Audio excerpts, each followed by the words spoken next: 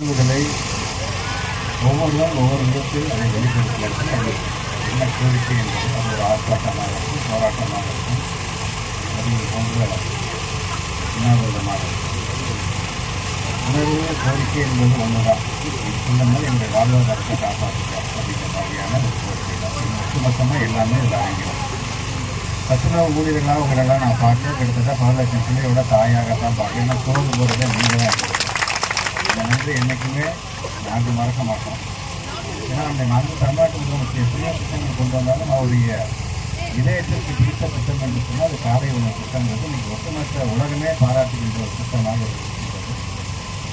இத்தனை காலம் சத்துணவுகள் நீங்கள் எந்த அளவுக்கு நீங்கள் பணியாற்றுவதற்கு நான் கிட்டத்தட்ட 233 தொழில்களுக்கு நேரடியாக நம்ம ஆய்வு செஞ்சோம்னா உங்களுக்கே தெரியும்.